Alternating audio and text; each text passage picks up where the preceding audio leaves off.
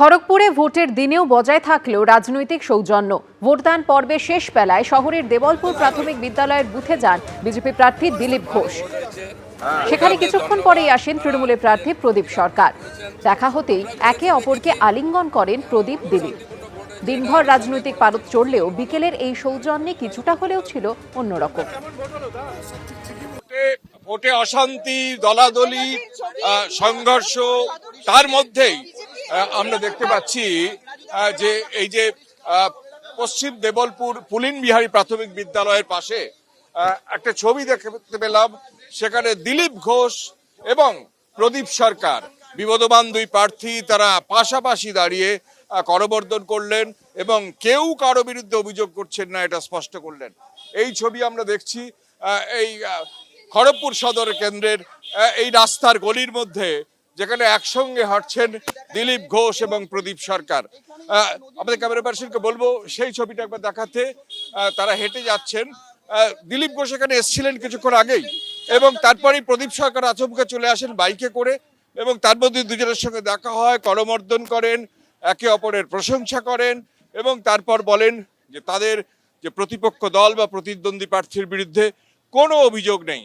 সব মিলিয়ে যে ছবি দেখা গেল, গোটা রাজ্যের মধ্যে এত অশান্তির মধ্যেও সেখানে দিলীপ ঘোষ এবং প্রদীপ সরকার, বিবেদবান দুই প্রার্থী, একসঙ্গে হাঁটছেন, একসঙ্গে একে অপরের প্রশংসা করছেন।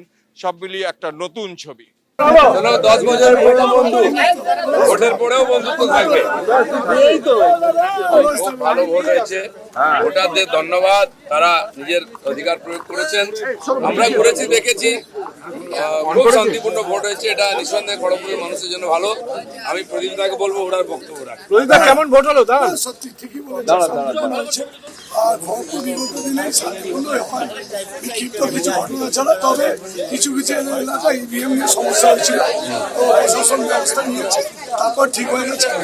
এখন অব্দি 1 ঘন্টা বাকি আছে, এখন অব্দি শান্তি নিয়ে। ঝালমুড়ি নিয়ে তুঙ্গে রাজনীতি। প্রচারে প্রধানমন্ত্রী ঝালমুড়ি খাওয়াকে কেন্দ্র করে যে তরজা শুরু হয়েছিল প্রথম দফার ভোটের দিন, তা আরও তীব্র হলো। মমতা বন্দ্যোপাধ্যায়ের কটাক্ষে কৃষ্ণনগরের সভা থেকে নরেন্দ্র মোদী বললেন ঝালমুড়ি খেলেন তিনি আর ঝাল লাগলো তৃণমূলের। পাল্টা আক্রমণে তৃণমূল নেত্রী বললেন ঝালমুড়ির ঝালে তারা অভ্যস্ত। প্রধানমন্ত্রী কি কোনোদিন মাছ ভাত খেয়েছেন? वैसे मैंने सुना है कि झालमुरी ने भी कुछ लोगों को जन्नाटेदार झटका दिया है। झालमुरी मैंने खाई, लेकिन झाल टीएमसी को लगी है। ঝালমুড়ির ঝাল তো আমরা খেয়ে অভ্যস্ত। আপনি কি কোনোদিনও খেয়েছেন মাছ ভাত? কোনোদিনও খেয়েছেন মাংস ভাত? ঝালমুড়ি থেকে মাছ ভাত, এবারের ভোটে কি না ইস্যু হচ্ছে। তৃণমূল বিজেপি প্রার্থীরা মাছ হাতে প্রচার করছেন, প্রাক্তন কেন্দ্রীয় মন্ত্রী কাঁটা বেছে মাছ খাচ্ছেন, প্রধানমন্ত্রী প্রচারের ফাঁকে ঝালমুড়ি খেতে দোকানে ঢুকে পড়ছেন। প্রচার পর্বে প্রধানমন্ত্রীর ঝালমুড়ি খাওয়াকে কেন্দ্র করে যে তরজা শুরু হয়েছিল তা গড়ালো প্রথম দফা ভোটের দিন পর্যন্ত। ঘটনার সূত্রপাত রবিবার। ঝাড়গ্রামে প্রচারে গিয়ে শটান দোকানে ঢুকে মুড়ি কিনে খেতে দেখা যায় স্বয়ং প্রধানমন্ত্রী নরেন্দ্র মোদীকে। भाई हमें अपना झालमुड़ी खिलाओ। हाँ, कितने का होता है आपका झालमुड़ी? 10 पीस। हाँ, जो भी है बना दो। हाँ, ঝাল थोड़ी खाएगा? हाँ, हाँ, हाँ, आप ऐसा खाते हैं, दिमाग नहीं खाते हुए। প্রধানমন্ত্রীর এই জনসংযোগের পর প্রচারের মঞ্চ থেকে বারবার এ নিয়ে আক্রমণ সানিয়েছেন মমতা বন্দ্যোপাধ্যায়। ঝালমুড়ি এসপিটিকে দিয়ে তৈরি করিয়ে 10 টাকা কখনো পকেটে থাকেও না। কত নাটক! 10 টাকা বের করে ঝালমুড়ি খাচ্ছে। বুঝুন, সেই ঝালমুড়িটাও নিজেদেরই তৈরি করা। আর যদি তৈরি করা না হবে তাহলে দোকানে ক্যামেরা ফিট আগের থেকে ছিল কি করে? কটাক্ষের জবাব কৃষ্ণনগরের সভা থেকে দিলেন প্রধানমন্ত্রী। 4 मई को बंगाल में भी बीजेपी की विजय का जश्न होगा। मिठाई भी बटेगी और झालमुड़ी भी बांटी जाएगी। मैंने सुना है कि झालमुड़ी ने भी कुछ लोगों को जन्नाटेदार झटका दिया है। झालमुरी मैंने खाई, लेकिन झाल टीएमसी को लगी है। পাল্টা কটাক্ষ ছুড়ে দিয়েছেন মমতা বন্দ্যোপাধ্যায়। কি আপনি বলছেন জিতে আপনি ঝালমুড়ি খাবেন, আপনাকে ভেলপুরি পাঠাবো, দিল্লিতে পাওয়া যায়, ঝালমুড়ি দিল্লিতে পাওয়া যায় না। আপনি 10 টাকা নিয়ে এসে দেখাচ্ছেন, আগের বারে বলেছিলেন চায়ওয়ালা, আর আজকে ঝালমুড়ি দেখাচ্ছেন। ঝালমুড়ির ঝাল তো আমরা খেয়ে অভ্যস্ত। আপনি কি কোনোদিনও খেয়েছেন মাছ ভাত? কোনোদিনও খেয়েছেন মাংস ভাত? প্রচারে ভোটে টক ঝাল মিষ্টি চলছে, কিন্তু রেজাল্টে কি হবে? প্রদ্যোৎ সরকার, আশাবুল হোসেন, এবিপি আনন্দ। যদি মমতা বন্দ্যোপাধ্যায় পশ্চিমবঙ্গে পরিচ্ছন্নতার সঙ্গে সরকার চালাতেন, মেরুকরণ না করতেন, তাহলে বিজেপির জন্য রাস্তা খুলে যেত না। ফের বিজেপি এবং তৃণমূলকে একযোগে আক্রমণ শানালেন রাহুল গান্ধী। উনি ব্যর্থ। এই সময় তৃণমূলের বিরোধিতা করা মানে ঘুরিয়ে বিজেপিকে হাওয়া দিতে এসেছেন। পাল্টা কটাক্ষ করলেন কুণাল ঘোষ। দীর্ঘ 20 বছর পর পশ্চিমবঙ্গে একা ভোটে লড়ছে কংগ্রেস। ইতিমধ্যে একবার প্রচারে এসে তৃণমূলকে কড়া আক্রমণ শানিয়ে গেছেন রাহুল গান্ধী। বৃহস্পতিবার প্রথম দফার ভোটের দিনও ফের সেই পথে হাঁটলেন তিনি। পশ্চিমবঙ্গে বিজেপির বাড়বাড়ন্তের জন্য সরাসরি তৃণমূলকেই দায়ী করলেন লোকসভার বিরোধী দলনেতা। 10 দিনে দ্বিতীয়বার। अगर ममता जी ने बंगाल को पोलराइज नहीं किया होता तो बीजेपी के लिए रास्ता नहीं खुलता। তৃণমূল কংগ্রেসের বিরোধিতা করা মানে ঘুরিয়ে বিজেপিকে হাওয়া দিতে এসছেন।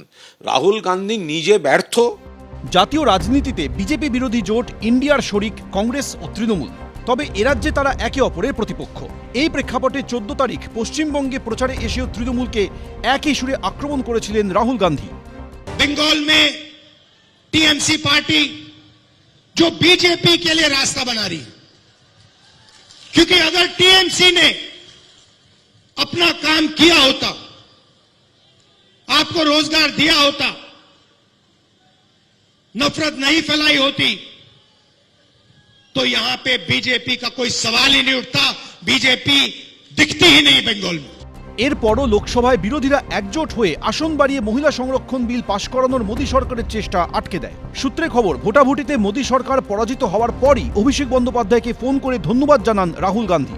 মমতা বন্দ্যোপাধ্যায়কে শুভেচ্ছা বার্তা পাঠান সোনিয়া গান্ধী। তবে রাজ্যের প্রেক্ষিতে তৃণমূলকে আক্রমণ জারি রেখেছেন রাহুল গান্ধী। अगर ममता जी ने साफ सुथरी सरकार चलाई होती, अगर ममता जी ने बंगाल को पोलराइज नहीं किया होता तो बीजेपी के लिए रास्ता नहीं खुलता।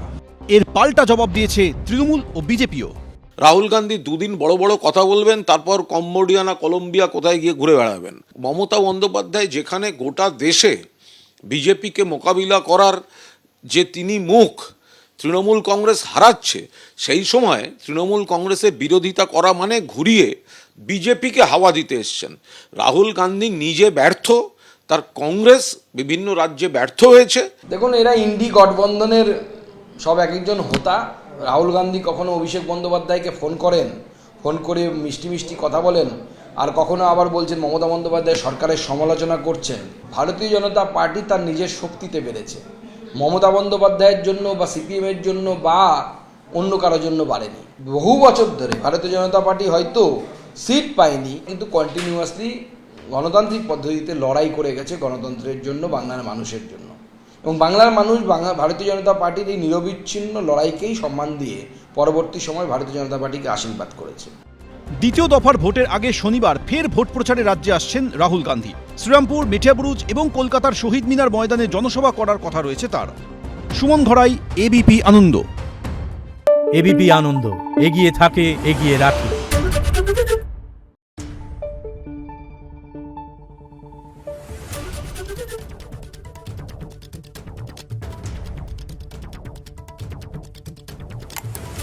Thank you.